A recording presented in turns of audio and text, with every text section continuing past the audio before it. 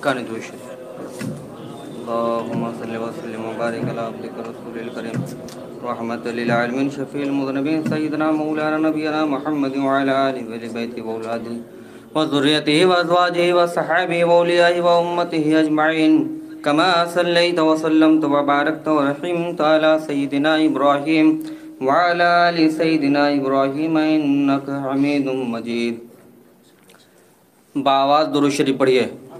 اللهم صل وسلم وبارك على عبدك الرسول الكريم رحمة للعالمين شفيع المذنبين سيدنا ومولانا نبينا محمد وعلى آله وبيته وأولاده وذريته وأزواجه وصحابه وأوليائه وأمته أجمعين كما صليت وسلمت وباركت ورحمت على سيدنا إبراهيم وعلى آل سيدنا إبراهيم إنك حميد مجيد۔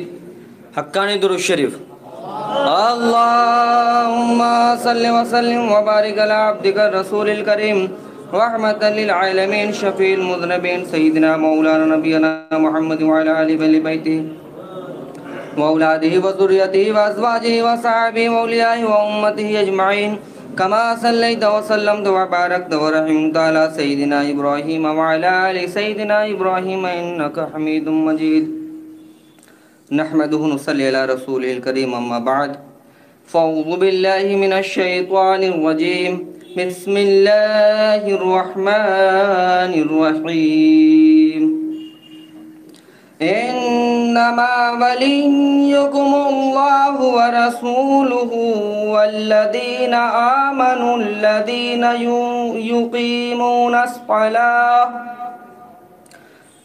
يقيمون الصلاة ويؤتون الزكاة وهم راكعون ومن يتول الله ورسوله والذين آمنوا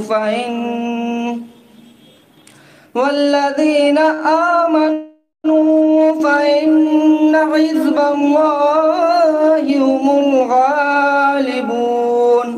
صدق الله العظيم۔ يا أيها الذين آمنوا صلوا عليه وسلموا تسليما۔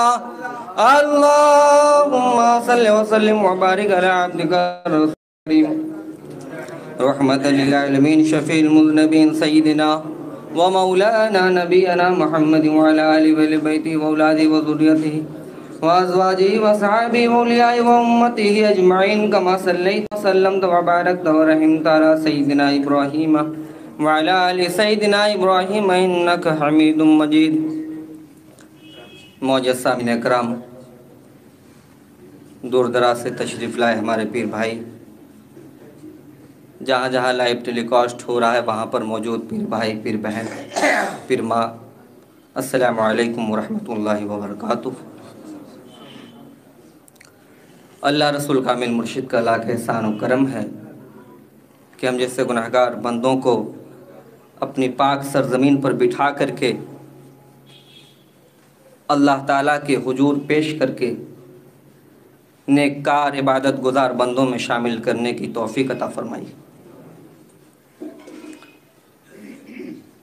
میں اس لائق نہیں کہ اس پاک مقدس پرسکون المجلس میں کچھ بیان کر سکوں، کچھ کہہ سکوں، فقط اللہ رسول قابل مرشدوں کے حکم کے اتباع کے لیے کھڑا ہوا ہوں۔ اگر بولنے میں کسی قسم کی غلطی ہو جائے تو اللہ کے واسطے معاف کریں گے، اصلاح کرنے کی کوشش کریں گے۔ یہ ادب کی مجلس جیسا کہ بارہا پیچھے کے علماء اکرام نے بیان کیا، ہم لوگ درود شریف پڑھتے ہیں، پہلے درود شریف سے ہی شروع ہو۔ اللہ کے رسول صلی اللہ علیہ وسلم کی ذات مبارک نے ارشاد فرمایا کہ اگر روز محشر میں قیامت کے دن میرے سب سے زیادہ اگر کوئی انسان قریب ہونا چاہتا ہے تو اس کو چاہیے کہ دنیا میں وہ سب سے زیادہ درود شریف پڑھے۔ قربان جائیے حقانی انجمن دربار سے تعلق رکھنے والوں کہ دنیا میں کوئی ایسی مجلس ہو یا نہ ہو، ہماری نظر وہاں تک نہیں، لیکن اس بات پر یقین کامل ہے کہ اس دنیا کے اندر اگر اللہ کے رسول کی قربت حاصل کرنے کا کوئی دربار، کوئی طریقہ ہے تو واحد حقانی انجمن دربار ہے۔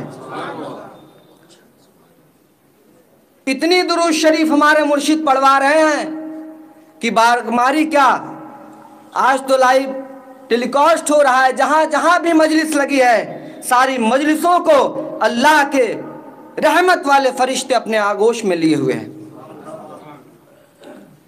اور یہ رحمت الحمدللہ ہمیں اور آپ کے ساتھ ساتھ پوری دنیا کو اپنے آغوش میں لیے ہوئے ہے۔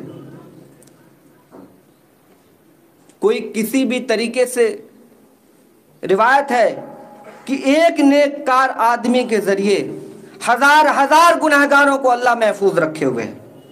میرے دوستوں، دنیا میں آج اس طریقے سے جو وبا آئی ہے، جو پریشانی، جو گناہ، جو بے پردگی عام ہو گئی، جو ظلم و ستم عام ہو گئے، اگر آج ہم باحفاظت ہیں تو یقیناً حقانی انجمن دربار پانچوں کامل مرشد کا فیض و برکت ہے، جس کے ذریعے سے آج ہم باحفاظت ہیں۔ یہ ادب کا دربار ہے، کہنے سے ادب نہیں ہوتا، زبان سے کہہ دینے سے ادب نہیں ہوتا، بلکہ اس پہ عمل کرنے سے ادب ہوتا ہے۔ اس چیز کو یقین رکھیے گا۔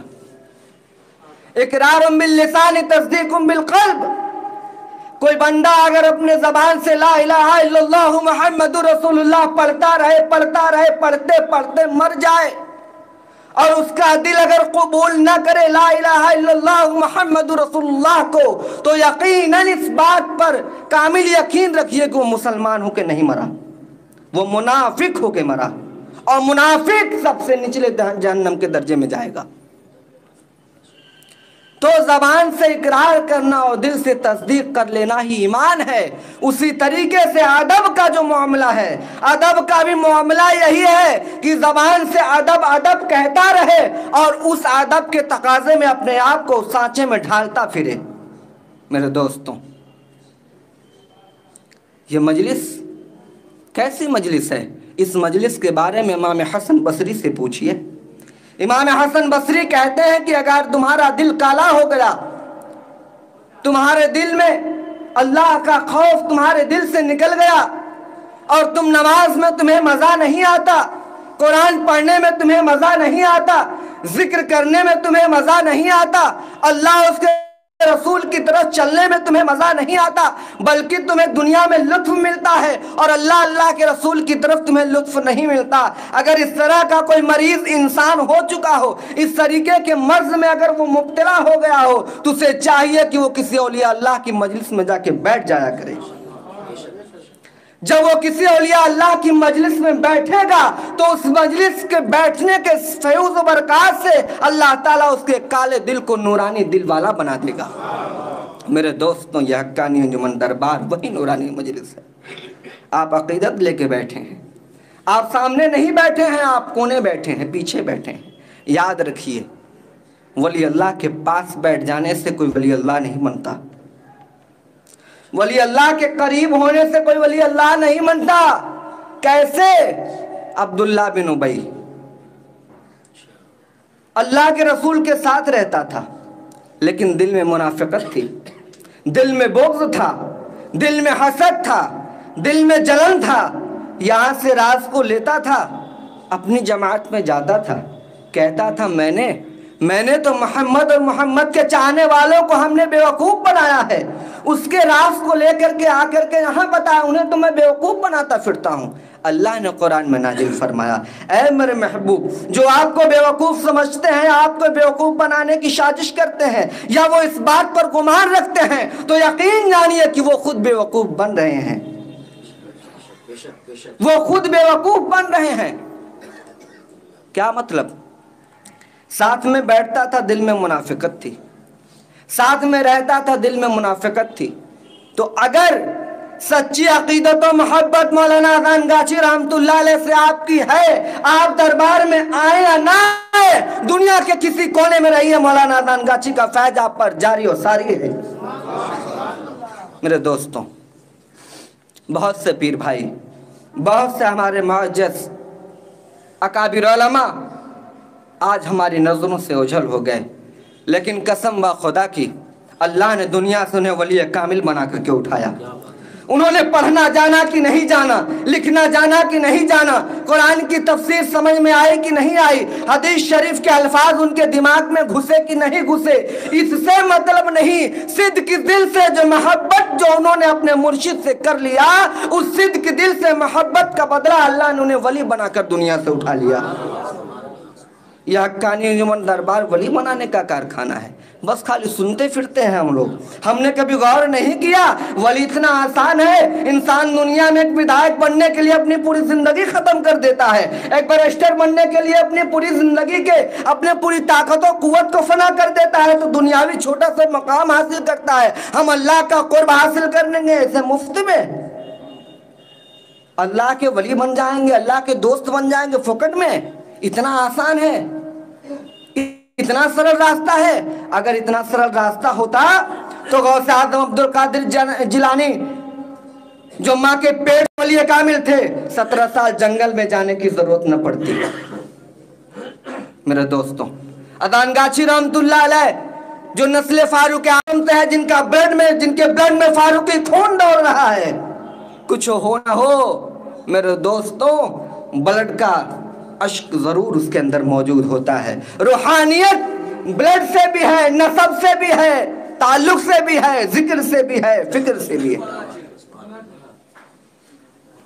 آپ کو سوری جنگل میں جا کے 14 سال لیٹ کر کے عبادت کرنے کی ضرورت نہ پڑتی، ابراہیم ادہم رحمت اللہ علیہ کو اپنی سلطنت چھوڑ کر جانے کی ضرورت نہ پڑتی۔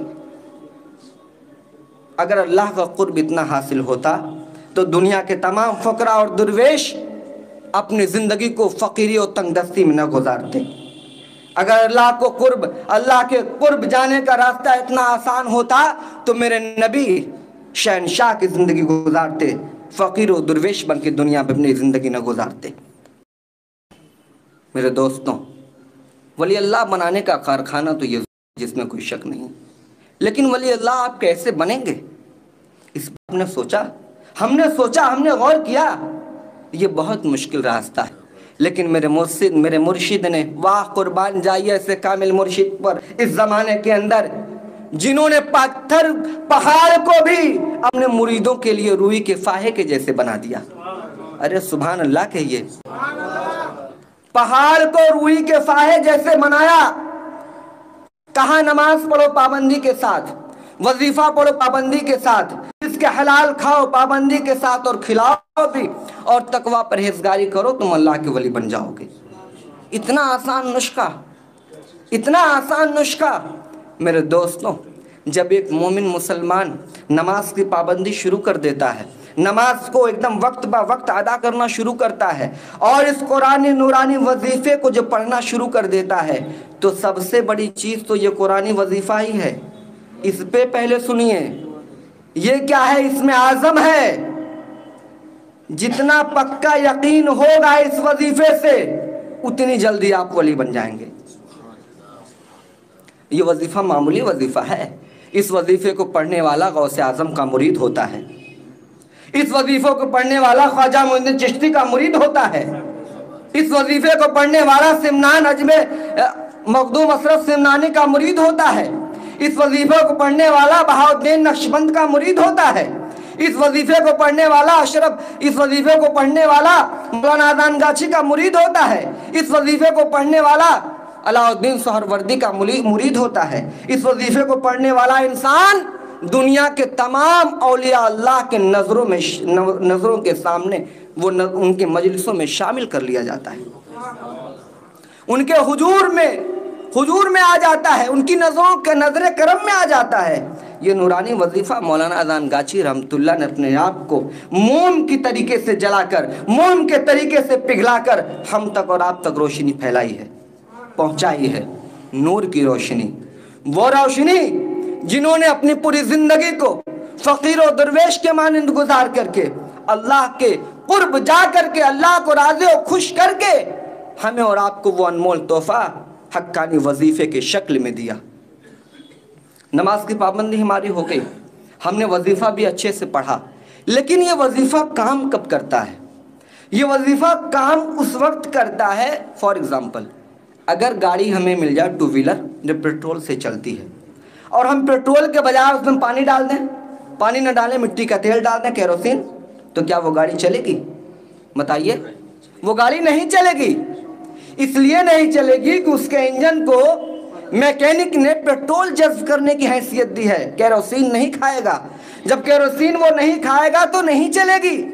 ویسے اللہ نے اس جسم کو رزق حلال کھانے کے لیے بنایا، اور جب یہ رزق حلال اس جسم کے اندر جائے گا تو روحانیت کا جو نور ہمارے سینے میں جگمگ جگمگ کرتا ہے وہ اور پھیلنے لگے گا، وہ پھیلنے لگے گا، پڑھنے لگے گا۔ لیکن اگر اسی کو آپ رزق حرام کے ذریعے سے جب کھانا شروع کریں گے تو یہ جو نورانیت ہمارے سینے میں ہے نا، اس پہ کالا پردہ پڑنے لگے گا، اور یہ کالا پردہ دھیرے دھیرے دھیرے دھیرے وہ ہمارے جو جلتے ہوئے چراغ اور نور کو اپنے اندر گھیر لے گا، قید کر لے گا۔ اور جب یہ نورانی، جو یہ روحانی اور نورانی چراغ ہمارے سینے میں جل رہا ہے، جب یہ قید میں آ جائے گا تو نہ ہمیں حلال پہچاننے کی تمیز رہے گی، نہ ہمیں حرام پہچاننے کی تمیز رہے گی، نہ ہمیں حق سمجھنے کی تمیز رہے گی، نہ ہمیں حق بولنے کی طاقت ہمارے اندر رہے گی، یہاں تک کہ ہمارے اندر سے حق اور باطل کا فرق ختم ہو جائے گا۔ اسی لیے احیاء العلوم الدین کے اندر مولانا غزالی لکھتے ہیں کہ نیک عبادت کے 10 حصے کیے گئے، عبادت کے 10 حصوں میں 10 ٹکڑوں میں اللہ نے عبادت کو تقسیم کیا، اور 9 حصہ عبادت یہ ہے کہ جس انسان نے حلال کھایا اور کمایا اس نے 9 حصہ عبادت کر لیا۔ قربان جاؤ میرے دوستوں، ایک حصہ خالی بچا جس میں روزہ بھی ہے، جس میں نماز بھی ہے، جس میں حج بھی ہے، جس میں زکوٰۃ بھی ہے، جس کے صدقہ بھی ہے، خیرات بھی ہے، اس میں اخلاق بھی ہے۔ تو سارے عبادت ایک حصے میں اور رزق حلال 9 حصے میں۔ رزق حلال بھی ہم نے کھانا شروع کیا۔ جب رزق حلال ہم نے کھانا شروع کیا تو اس وظیفے نے اپنا کارنامہ دکھانا شروع کیا۔ رزق حلال جیوں جیوں ہم کھاتے رہے یہ وظیفہ اپنا کام کرتا رہا۔ اور اب آئی تقوی اور پرہیزگاری کی بات۔ تقوی کس کو کہتے ہیں؟ تقوی وہ ہے، لفظی معنی میں اللہ سے ڈرنا ہی تقوی ہے۔ متقی وہ لوگ ہیں جو اللہ سے ڈرتے ہیں، لیکن جو بندہ اللہ سے ڈرے گا اس کی کیفیت کیا ہوگی؟ جو بندہ اللہ سے ڈرے گا اس کی کیفیت کیا ہوگی؟ ایک چینٹی کو بھی اپنے پیر کے نیچے دبنے سے روکتا پھرے گا کہ اللہ کی ایک چھوٹی سی مخلوق چینٹی بھی ہمارے پیر سے نہ دبے، یہ بھی اللہ کی ایک مخلوق ہے، اگر دب جائے گی تو اللہ کے یہاں اس کا بھی ہمیں حساب دینا ہوگا۔ بڑے گناہ تو دور کی بات ہے، جب انسان کے دل میں خوف اور ڈر اللہ کا آتا ہے تو وہ ہر کام میں اللہ کو دیکھتا ہے، ہر طرف وہ اللہ کو دیکھتا ہے، ہر سمت وہ اللہ کو پاتا ہے، اور اللہ کو پانے کے ساتھ ساتھ وہ اس فکر میں رہتا ہے کہ میرا کوئی ایسا عمل نہ ہو جائے مجھ سے کہ جس سے میرا رب ناراض ہو جائے۔ پہلی صفت اس کے اندر آتی ہے کہ بغض اس کے سینے سے نکل جاتا ہے، بغض اس کے سینے سے نکل جاتا ہے، حسد اس کے سینے سے نکل جاتا ہے، جات پات اس کے سینے سے نکل جاتا ہے، اونچ نیچ اس کے سینے سے نکل جاتا ہے، تفرقہ بازی اس کے سینے سے نکل جاتا ہے، چھوٹے بڑے میں فرق اس کے اندر سے نکل جاتا ہے، بلکہ پوری دنیا کے انسان اس کی نظر میں صرف ایک اللہ کے بندے دکھتے، صرف ایک اللہ کا بندہ اسے دکھائی دیتا ہے۔ یہ ایک شروعات ہوتی ہے، اور جب اس پہ وہ کمال حاصل کرتا ہے تب اللہ اسے اپنے نور کا ایک چھوٹا سا حصہ دے دیتا ہے کہ لو تحفے میں اسے رکھو۔ جب وہ اللہ کا وہ نور کا حصہ جب وہ پاتا ہے تو اللہ کے اس چیز کا وہ مشاہدہ کرنا شروع کرتا ہے جو ہمارے آپ کی آنکھوں سے نظر نہیں آتا۔ ایسے نہیں باعث بستامی نے کہا تھا کہ روز محشر میں قیامت کے یہاں تو روز محشر میں کھڑے ہونے سے لوگ کانپیں گے، اور واجب واہ باعث بستامی کی ذات آپ کہتے ہیں کہ میں جہنم کے دروازے پہ اپنا مصحف بچھا دوں گا۔ ارے سوچئے کہ اس ہستی کا کیا مرتبہ مقام ہے جو جہنم کے سامنے اپنے مصلے بچھانے کی طاقت و قوت رکھتا ہو۔ میرے دوستوں، تقوی و پرہیزگاری اتنی بڑی چیز ہے کہ جب انسان اس میں آتا ہے، اس مرحلے پہ اترتا ہے تو اس کے اندر سے بغض و حسد کینہ عداوت و دشمنی جیسی چیزیں نکل جاتی ہیں، اس کا دل صاف ہو جاتا ہے۔ ہم تو کہتے ہیں صوفی مولانا نظام گاچھی رحمۃ اللہ علیہ، شاہ صوفی مفتی۔ صوفی کا کیا مطلب ہے؟ صوفی وہ ہے جس کا دل صاف ہو چکا ہو، جس کا قلب صاف ہو چکا ہو، اور وہ صاف لوگ ہی لوگوں کو صاف کیا کرتے ہیں۔ جو خود پہلے صاف ہو چکے ہیں، جو خود اللہ نے ان کو اپنا محبوب بنا لیا ہے، اب وہ لوگوں کو اللہ تک پہنچائیں گے۔ تو یہ 5 وقت نماز اور وظیفہ، یہ قرآنی وظیفہ، حلال کھانا اور کمانا، یہ چیزیں اللہ تک قرب، اللہ کو قرب حاصل کرنے کا ذریعہ ہے۔ اس پہ جو عمل ہے یہی ہے اللہ کا ولی، اللہ کا محبوب بن جانا۔ اس میں جو ہے جتنا پکا آدمی بنتا جائے گا اللہ اس کو اتنا ہی قبول کرتا جائے گا۔ یہ حقانی انجمن دربار الحمدللہ اس زمانے کے اندر اللہ اس کے رسول، ایک حدیث شریف یاد آ گئی، اللہ کے رسول صلی اللہ علیہ وسلم نے ایک بار مسجد نبوی میں اپنے صحابہ کے درمیان کہا کہ میرے صحابیوں اپنے ہاتھوں کو بلند کرو اور پڑھو لا الہ الا اللہ محمد رسول اللہ۔ تمام صحابیوں نے اپنے ہاتھوں کو بلند کیا اور زور سے کلمہ طیب لا الہ الا اللہ کا ذکر کیا۔ اللہ کے رسول نے کہا اے میرے صحابیوں سنو، جتنے لوگ یہاں حاضر ہو سب جنتی ہو۔ ایک صحابی نے عرض کیا یا رسول اللہ، یہ فیضان، یہ ذکر، یہ فکر، یہ مزہ، یہ لطف، یہ روحانیت، یہ طریقت، یہ معرفت، یہ دین کے اچھے اسباق کیا آپ کے بعد موجود رہیں گے؟ آپ دنیا سے چلے جائیں گے تو یہ مزہ کیا اوروں کو ملے گا؟ کیا روحانیت، طریقت، معرفت قائم رہے گی؟ اللہ کے رسول نے کہا سنو، یہ طریقت، یہ روحانیت، یہ شریعت قیامت تک باقی رہے گی، قیامت تک باقی رہے گی۔ جس دن یہ فیضان ختم ہو جائے گا اسی دن اللہ قیامت نازل فرما دے گا۔ قربان جاؤ میرے دوستوں۔ صحابی نے عرض کیا یا رسول اللہ، آپ تو یہ بھی بیان کرتے ہیں کہ 73 فرقے آپ کی جماعت میں ہوں گے، تو ہم کیسے پہچانیں گے؟ لوگ کیسے سمجھیں گے کہ کون اللہ کے اس جماعت میں شامل ہے جو حقانی والی جماعت ہے، جو سچ جماعت ہے، جو کامل لوگوں کی جماعت ہے، جو اللہ کے رسول کی جماعت ہے؟ سب قرآن کی بات کریں گے، سب حدیث کی بات کریں گے، سب سنت کی بات کریں گے، سب تو وہی باتیں بولیں گے، آخر پہچان کیسے ہوگی؟ تو اللہ کے رسول نے ارشاد فرمایا میں تمہیں اللہ کی بات بتاتا ہوں، کچھ مانگتا ہوں؟ یا رسول اللہ کچھ بھی نہیں مانگا۔ ہم نے دنیا کا کوئی اجر طلب کیا؟ یا رسول اللہ آپ نے کچھ بھی اجر طلب نہیں کیا۔ ہم نے اللہ اس کے رسول کی تبلیغ کی بات تمہیں حق تک پہنچائے، اس کے بدلے میں کچھ تم سے قبول کیا؟